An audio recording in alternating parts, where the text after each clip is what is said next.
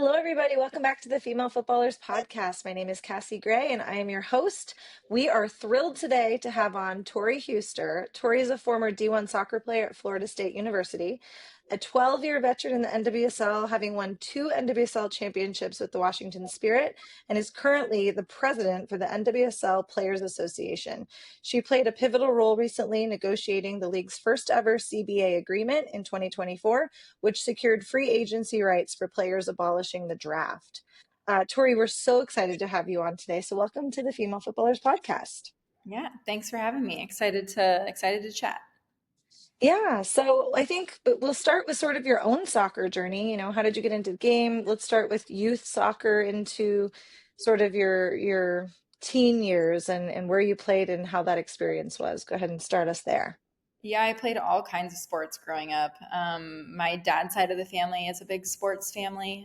His dad, my grandpa, was a coach. He coached a bunch of different things and had 10 kids of his own. So had basically a full soccer starting lineup, but soccer wasn't big in Cincinnati and wasn't big really until I was growing up. And that was like through the 90s, through the early 2000s. And that's kind of when the popularity of soccer, I think, kind of took off in the Midwest, or at least from my perspective, it did, and from my experience. But I played all kinds of sports. I played basketball, I played softball, played volleyball, played golf when I could go out with my dad, and really just sports were what I did if I wasn't doing schoolwork. And that was a great way to grow up and really fell in love with soccer. I knew I wanted to be a professional athlete once I knew that you could earn money by playing a sport. But I wasn't sure exactly what sport that was going to be. And it wasn't until really I started, trying out for some of these soccer teams. And it was called Select back then. And that was kind of when you joined that club, that was who you traveled with, your select team. And yeah, it was really just falling in love with the game. I think having a coach at the youth level who took an interest in my development and really kind of broadened my perspective of soccer generally, because it wasn't huge in Cincinnati. You didn't see it in the newspaper. Those were more football, basketball, baseball articles. Soccer just wasn't it in Cincinnati yet, and it's changed there for sure now. But my head coach when I was 11 or 12 was great in developing me not only as a player on the field, but also just my soccer knowledge, that there was more out there, that it's actually the world's game. And I felt like I found a place where I truly belonged because I really did love soccer and was able to watch EPL games and talk about it with someone who cared just as much as I did, and who was entertained by the sport of soccer when I wasn't really surrounded by people who felt the same. Yeah, that's so cool. Well, first of all, I love the reference to Select. My team was Select too, so same generation. But I love that, EPL was a big area for you to kind of watch soccer. And back then we didn't have women's soccer to watch. So we're kind of the generation where there weren't leagues for us to be able to play in they didn't exist. So when you were in, your high school years, you knew that you wanted to maybe get paid to play someday, but like, how did you set goals for yourself and kind of know, were you aware that like college soccer was the next step to be able to do that? And, your own pathway. I think a lot of people ask us of our generation, like, how did you create a path when there wasn't really one to follow? Yeah, So just curious.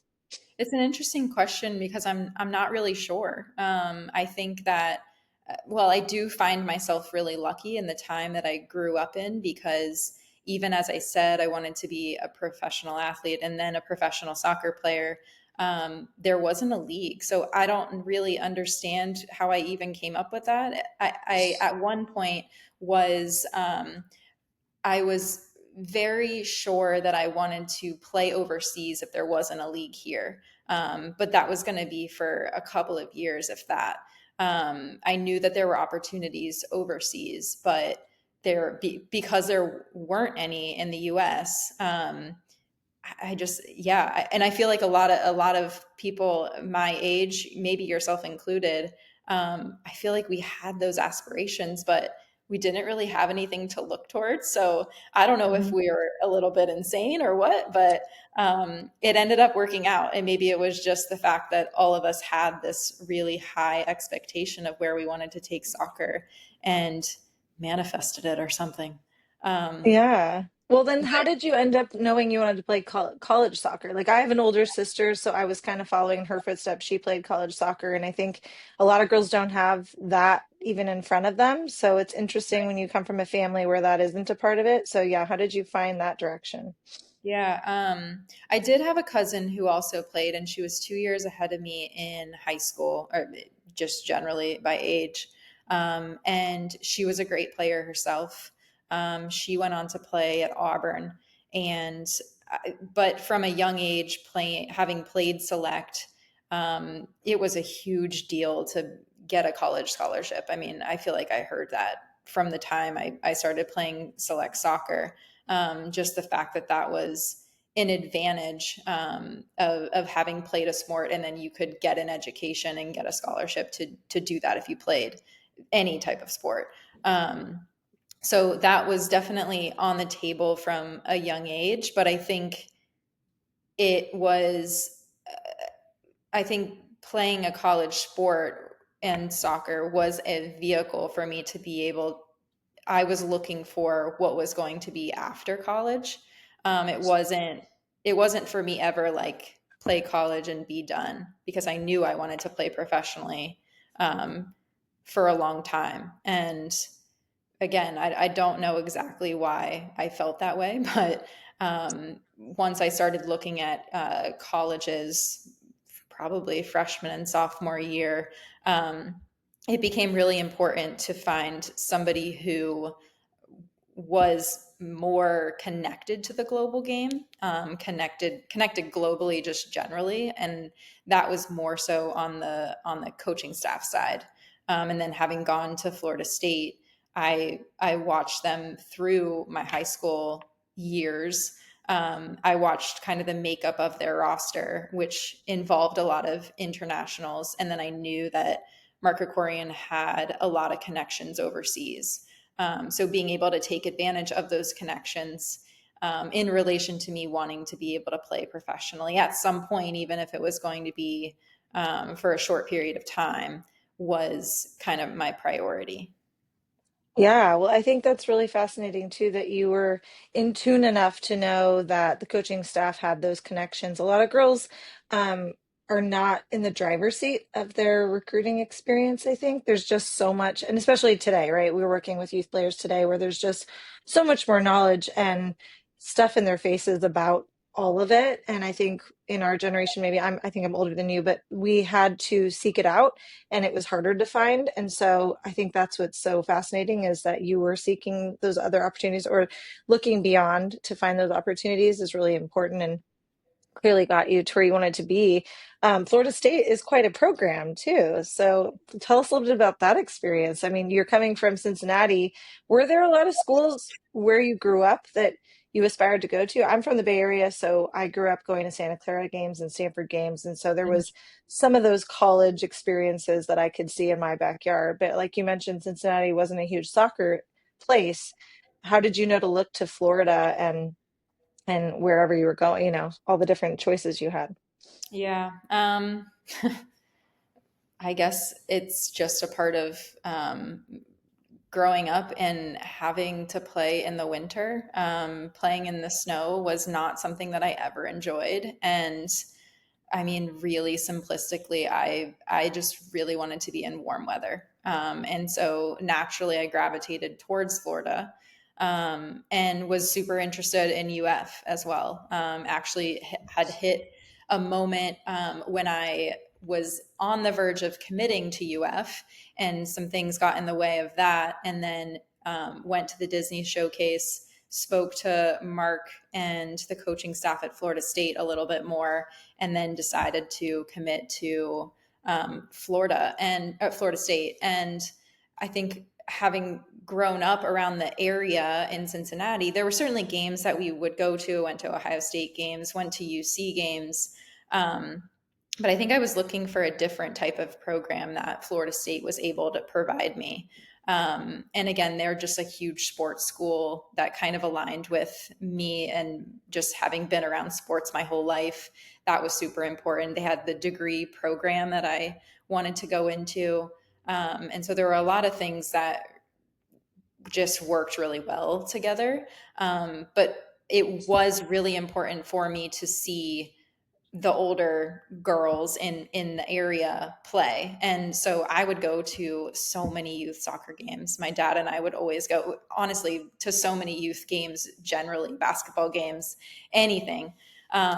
Even high school football, boys football games. It was just a thing that we did as a family, or then just me with my friends. But really seeing a bunch of different games, a bunch of different players play consistently, and then also having opportunities to play with a bunch of different teams myself. I think that was a huge benefit to the club that I was involved in. It's Ohio Elite Soccer Academy. They're in the ECNL. But I was afforded the opportunities to play up several years. So I had a lot of games under my belt, a lot of games with players who were way better than me, way bigger, faster, stronger, all of that. And I just think that really helped my development. So I watched a lot of soccer in the Cincinnati area, particularly with players who were 1 to 3 years older than me, but then got to actually play with them as well. That's so cool. I think that's huge. And I love that even in today's world, a lot of our youth are able to play up. And I do think there's a lot of value there. And it doesn't get spoken enough. I think there's pressure to play with your own age group. My daughter played up on a team, and I think she learned so much, especially she's a small player. So, really learning how to use her body against girls that are a lot larger than her. That was super helpful. But I think that's important. And you hear a lot of the pro athletes talk about how, especially on the female side, that they played with male players, they played with players older than them. I think it's always just trying to put yourself in a more challenging environment to grow within the game. And so when you're at Florida State, at that point, was there a pro league that you could aspire to be in by the time you were in college, or was that still a far-fetched idea? So we had the WPS by the time I think it must have been my sophomore year. We actually played against Sky Blue in a preseason scrimmage. So it was a spring game for us.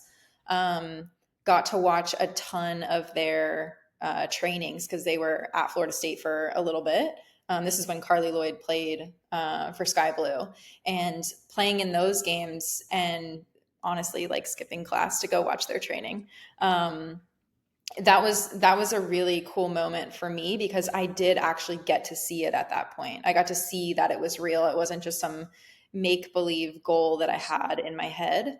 That there was something tangible that I could look towards, and that was in the infancy of the league. We also played Atlanta Beat at one point in a friendly. And then I ended up getting drafted to the WPS, but it folded a week later. So it was like, now I can actually see that this is possible here in the States. I don't have to go overseas and play. And then it was, yeah, the rug ripped out from underneath a lot of us, and pretty quickly too, when everyone kind of thought they were going to have a shot at playing, or have a contract still if they were already in the league. So it was there and then it wasn't, and kind of had to make do in a semi-professional league that first year out of college, and then kind of made do for the next 12 years or so. So Well, that's so fascinating because it's funny. I'm of the generation where the WSA was in its last year when I was graduating college, and I was training with the San Jose Cybrays, and then the league folded, and it took another 6 years for the WPS to come around. And I hung up my boots. I played semi-professional for a while, but I ended up hanging up my boots. And I would say that a big reason why I started female footballers was because I didn't feel like I had opportunity like a lot of the players have today. And I want to create as much opportunity and grow players through the mental side of the game, which is what we do, and just give them all the access and representation that's possible on the female side of the game. And I wonder if your experience of having the league fold that quickly, right when you became a professional player, is the big reason why you do what you do now, which we'll get to in a minute. But would you say that is a big piece of it? I think it's a piece of it. It's a part of the story, for sure, and it is a part of who I think I am to my core of like I want these opportunities, just like you're saying. I want to advocate for these opportunities. I want any and all types of players, any and all types of levels to be able to have the experience that I've had. I mean, the pinnacle of our career and our sport is probably the women's national team, but not everyone is able to make it to the national team. Not everyone is going to get a college scholarship. There's kind of a way to work up, but I think for so many, they have their sights set on the pinnacle. And for me, that was always the women's national team. But that's just it is not something that everyone's going to have the opportunity to do for a number of reasons. A number of factors go into that. And so I think the biggest part of why I do what I do is trying to make the most of the opportunities that I do have and making sure that others have the same. And so that is more why I have done so much work with the Players Association and making sure that the league is a safe and sustainable place to be in. Because yes, it was not available right when I came out of college, and that was scary. It was kind of what am I going to do? But again, got lucky because there was a semi-professional league. I went to Australia and played, and it was within 12 months that a new league was up and running. So certainly got very lucky with the timing. But making sure that the league was around for a really long time, and it will be, in a way that is player centric, puts players first. That is 100% why I've done the work that I've done. Yeah, well, and I love that you got the opportunity to play overseas, as that was something you aspired to do, and then that you got the opportunity to play professionally in NWSL for 12 years, which that's amazing. And you won two NWSL championships with the Spirit, is that correct? We won one, but we lost in the championship in 2016 in penalties, actually. So I Okay, wish we okay. won two, but we did win one. Yeah, yeah. Yeah, That is so awesome though, and such an amazing career. And throughout that career, in 2017 is when the NWSLPA, which stands for Players Association, for those listening who are unsure of what that means, that was started in 2017, which is actually what, 4 years after the league had started. correct. Yes. And you got involved pretty quickly within that. Is that right? Yes. So at the time that the NWSLPA was founded, um, this might be a little bit hard to understand, but there is a players association for the players that play in NWSL domestically here in our league. There is also a players association in the labor union that represents the players that play for the US women's national team. So there are two PAs. And at the time we were originally founded, the women's national team players that were in our league, their contracts were still with US Soccer. So they weren't actually represented yet by the labor union, by the NWSL Players Association. That happened a few years later when then all of those players were also contracted by their club team. It's a little nuanced, but like the equal pay, pay equity, all of that was something that the Women's National Team Players Association took on. They had that lawsuit, they had a huge win there. That had knock-on effects for the NWSL Players Association and NWSL players, but that was wholly the US Women's National Team Players Association that did that. Sometimes we get a little bit confused, and it makes sense because sometimes the Women's National Team Players Association members are also NWSL Players Association members because they play on both teams. You'll see them represent country, but you'll also see them play for the Portland Thorns or for Washington Spirit. So Trin is a member of both of those labor unions. Trinity Rodman is Yeah. in both of those players associations. So it can get a little confusing for sure, but happy to talk more about it too. Were you on the US Women's National Team PA at all, or were you just on the NWSLPA? I was technically I went to a camp with that's the dog shaking in the background. No Um, worries. I went to a camp and was rostered for two games that the women's national team had overseas against England and France. So very small stint and did not get a cap at that time. Okay. So that and what you were talking about, the difference between the two and the change in how they got paid, that was all happening in 2020, correct? Not that long ago. I believe it was, a few years after 2017, but it was 2020, I think, right? I'd have to check on the exact timing of it, but the women's national team players association members became members right around the time that we were in collective bargaining for the NWSL Players Association. Okay. Are you a coach or parent struggling to help your player find confidence or move past mistakes? If so, check out our mental performance opportunities at Female Footballers. We offer team and club sessions for athletes ages 10 and up, and we have an individual virtual mentorship program where players can chat weekly with a pro or college player alongside our research based mental skills curriculum. For more information, please go to www.femalefootballers.org. Yeah, yeah. So you joined the NWSLPA in its infancy, and can you tell us why that was something that you were interested in? I think it's interesting because we work with a lot of NWSL players, and some seem very well versed in a lot of this, and some we also have a lot of new rookie type of players too that are not well versed.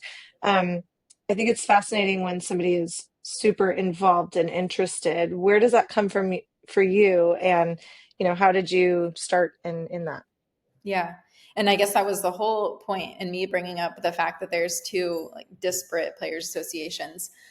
When that happened, I had been at the Spirit for 4 years, and we had had so much turnover in those first 4 seasons that I was almost the only non women's national team player that had returned. So because of that, I became, I think, one of the probably just like kind of a it should be Tori because she's been here for so long and she's not a national. Like it couldn't have been Ali Krieger, it couldn't have been Ashlyn Harris at that point. It couldn't have been our Canadian internationals. And I had just been on the roster for a while. Yael Averbush had founded the Players Association and she was making calls around to all the different markets. I had played with her in 2014, so we had been teammates, and then she moved on. I think she went to Seattle at that point. I'd have to check that too. But she called me up and said, will you be a player representative at the Spirit? We need somebody in that market. You make the most sense because you've been there, and it can't be some of these other players, but I was more than happy to. I think Yael made a great case for why we needed a players union. And we had a great example in the MLS Players Association having done this kind of work. They were a huge help in beginning what we had no idea kind of what we were doing. And so we definitely utilized their resources and their knowledge to create something from the ground up that I wouldn't have in a million years kind of thought that I would be doing that kind of work. But it was just really important to make change throughout the league. We were seeing kind of year after year, salaries weren't really changing, standards, conditions weren't changing. So it was going to take us all kind of banding together to make any sort of actually good change with Yeah. our thoughts in mind. I'm so I can't tell people how grateful I am that you guys have that. I'm married to a former MLS player. He played in MLS for 8 years, and when he was in MLS, he did not have the NWSLPA. And so when he retired, the what do I do now? What resources do I have? There was nothing. Hmm. And he even just went to an MLSPA event a couple months ago in Arizona and had just the eye opener of like, wow, look at where the league has come and all the opportunities that these men have post playing. And they didn't have any of that. And so, and I know for me, part of the reason I didn't keep trying to play over those 6 years was some of the girls I knew who ended up in the WPS for the Western New York Flash. They were living with host families. They were making 20 to 30 grand. I'd already had a really great paying job, and we were talking about having a family. I'm like, how is this going to look and be for me if I want to make this a go? And I think what you guys have done is really made the league sustainable. And I don't think without you it would have been. Even with all the investment money, there needed to be structures and systems and players involved in that so that their voices could be heard. And so you continued on as a player rep, but then now you are the president, correct? I am the outgoing president, actually. Oh, okay. We will be nominating and then voting in a new president here shortly, actually. So Oh, looking very cool. forward to someone taking over. And I have joined the NWSLPA staff. I am currently the deputy executive director, so a little bit of a transition. But again, just really excited for a new current player to take over that role, kind of help onboard them. I'm glad that I'm around so that I can kind of help just get the executive committee in place, and they are a huge part of what we do and how we think about things.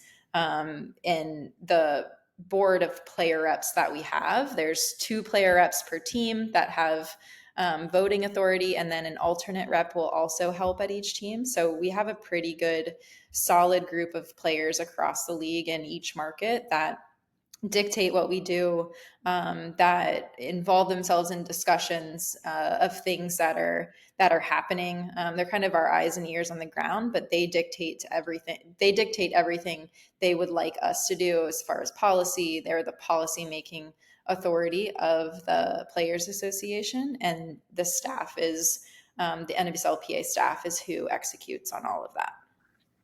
So awesome. And I think it's so needed. In today's day and age, we talk to a lot of youth players, parents, coaches, and at the youth level, there's a lot going on, right? There's abuse, um, we are constantly talking to coaches about how players are soft today, and then talking to players about how coaches are abusive. And there's just all these issues going on at the youth level. And then when you look at the NWSL level, there are systems in place to deal with the things like that at that level that are happening, right? And so in the last few years, you, like you mentioned, you were in a collective bargaining agreement, um, trying to come up with a CBA agreement, and I believe you got to that in 2024, Yeah, right? so Correct? Okay. the first one we ever signed was right at the beginning of preseason in 2022.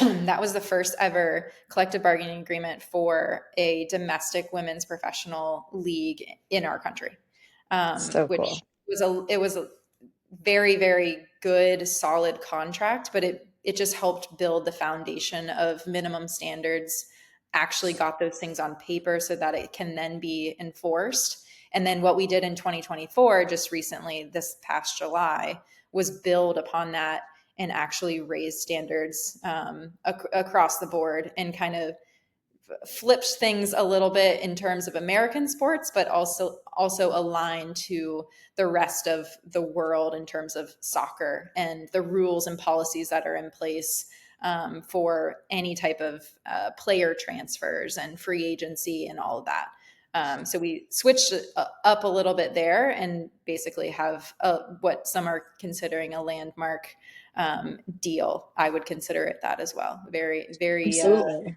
happy for what the work that we were able to do this past year on that. Yeah, well, for somebody who's listening who doesn't really understand what a CBA is or what free agency or getting abolishing a draft means for players, can you kind of give an example of, like you mentioned, the policies within a CBA? What types of protections are you putting in there for players? Because as we already mentioned, the NWSLPA is putting players first and their well-being first. Right.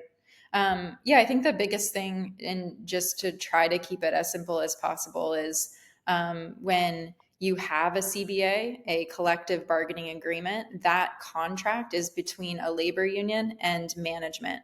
And so in this instance, management is the NWSL. They are the leagues. They are the league. They have a board of governors group, which is an owner or a representative from each club sit on that board of governors, and they they basically are the management side of things. And then NWSLPA, we are we are the voice of the players. We collectively bargain that contract, and our actual players are doing that negotiating. They are in the room during those negotiations. They're on all the WhatsApp threads. They are really doing the work.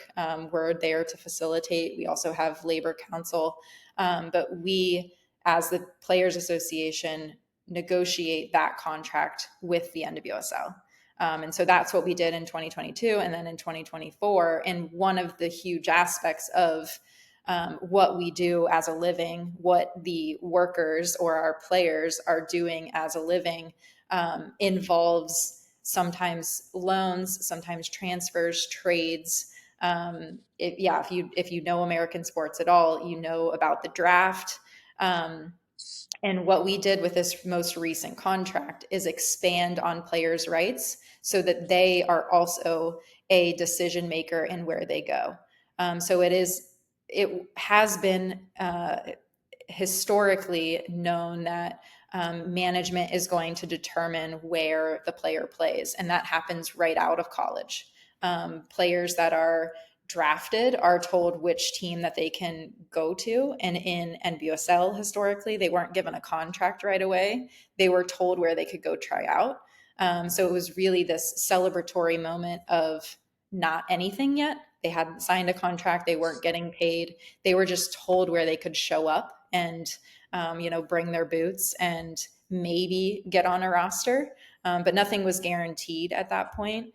By abolishing that, which meaning we had it and we got rid of it. There are some leagues who've never had it, but by doing that, that was kind of the biggest headline out of our collective bargaining agreement, which I don't think I would have anticipated that, because there's so many other provisions in the contract that are really great, like guaranteed contracts, free agency. So the players really, when they are determining if they want to be professional athletes and professional soccer players in NWSL, they have more authority to make that decision. They're actually at the table with a general manager, and they get to, kind of decide what clubs they would like to prioritize over another. Similar to what a college athlete or a high school athlete will look to do when they look at colleges. There has to be reciprocity.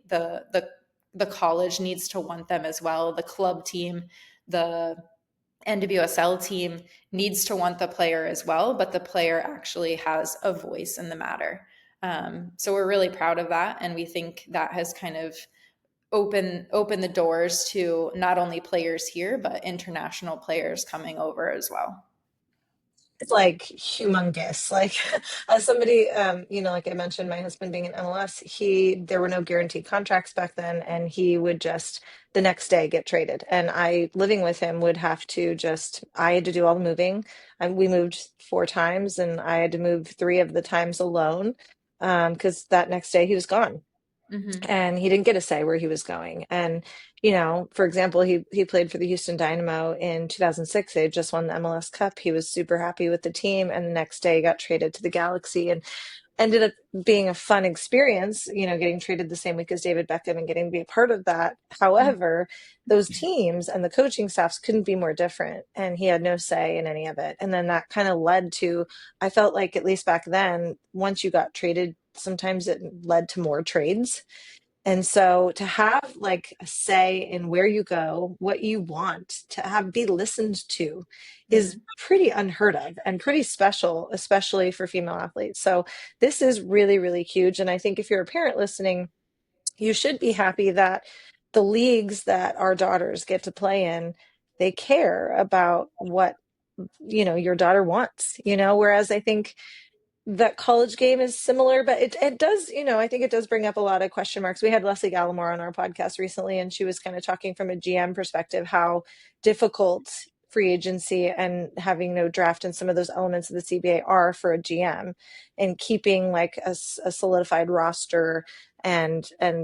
She kind of equated it to the college game a little bit right now with NIL, and how there's a lot of player voice and choice within college because of the NIL stuff. So Mhm. I think it's been interesting. I wonder, do you get any pushback, or have you had any issues with it from that end? I mean, has it made it more difficult, or has it been just a really positive experience because all the players are so thrilled?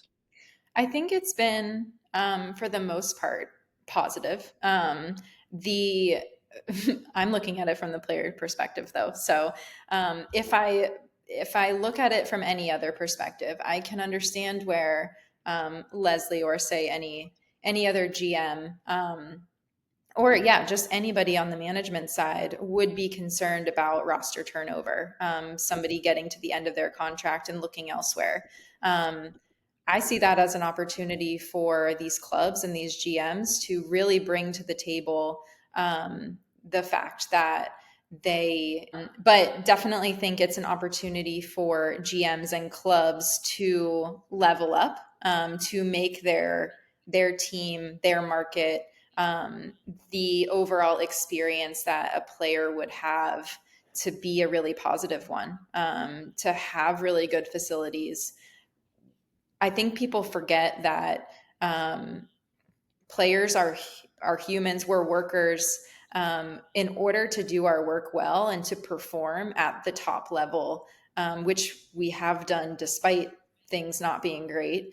But in order to perform to the best of our abilities, we have to be given the chance to do so. And that involves so many different things foundationally at these clubs. And so I see free agency as a call to these clubs. Hey, it's time to level up. If you want the best players to come to your team, you're going to have to put your money where your mouth is, or you're going to have to attract this talent.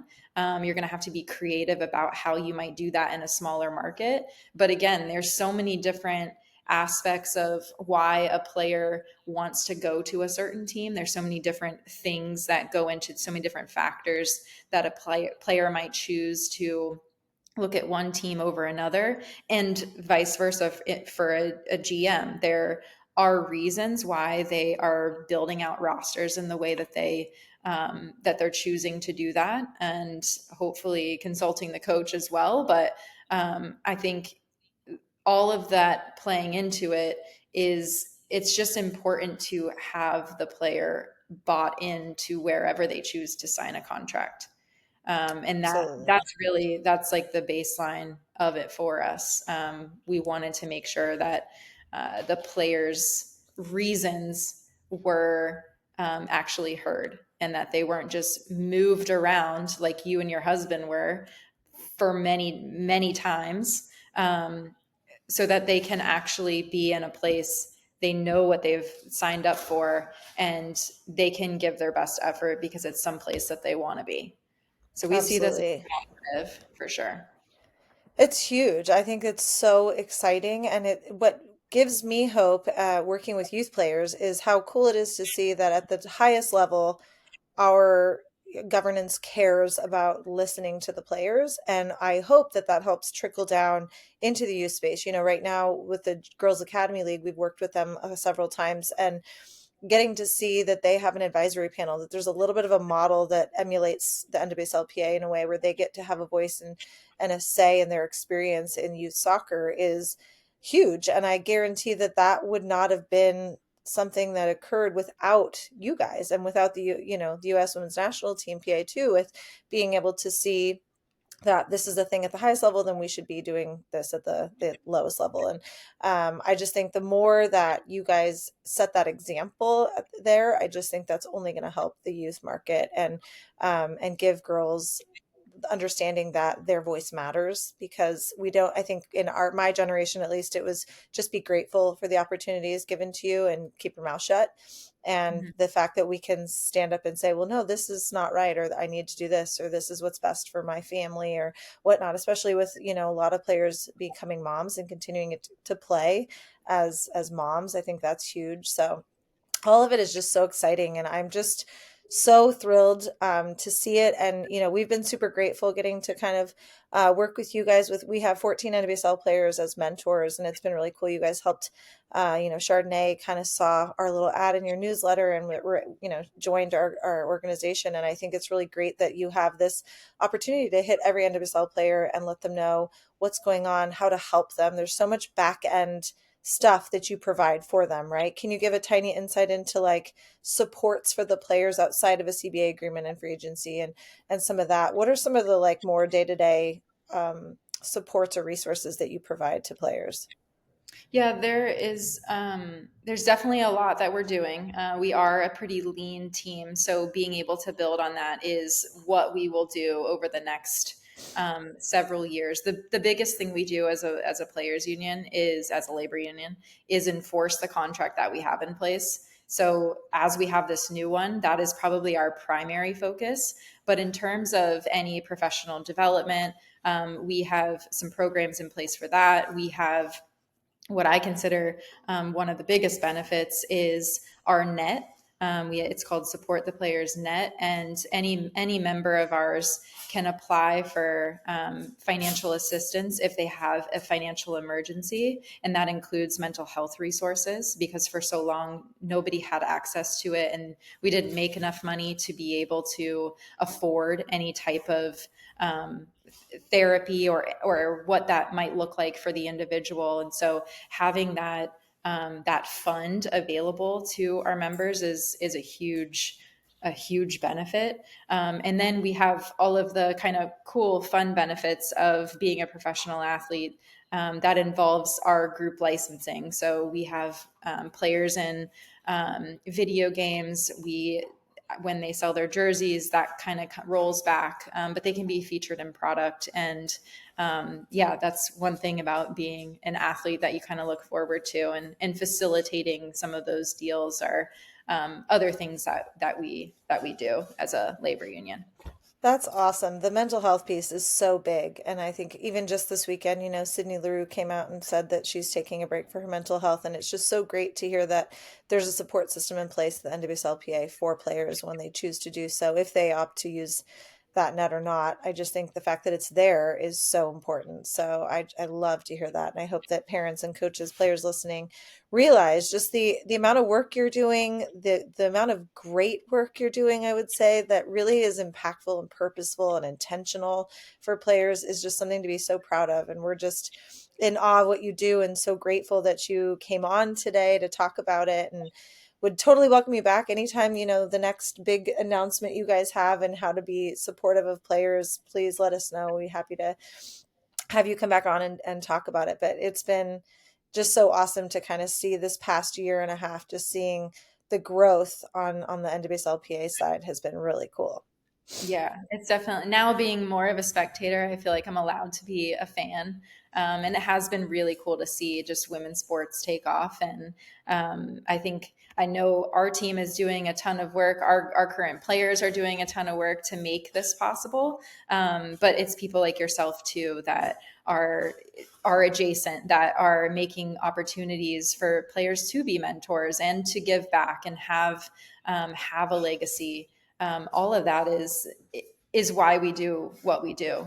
Giving back to the next generation is a huge pillar of who we are, and I can see that that's super important to you all as well. And so happy to be on today, and happy to share kind of what we do. Hopefully, it all makes sense. It can be a little No, confusing, totally. but yeah, No, I think that's why I appreciate you like defining some of these things, because I do think sometimes, in the youth space, a lot of these people read it, they don't really understand how it affects them, but it really truly does. If you have a daughter that aspires to play at the highest level, this is all really important information that they should be super grateful for the work and the women that have come before them, so that their daughters can play in a safe way and in a supportive environment. So I think that's awesome. So thank you so much for coming on today. We really appreciate your time and look forward to talking to you again soon. of course. Thanks so much, Cassie. Yeah, thanks.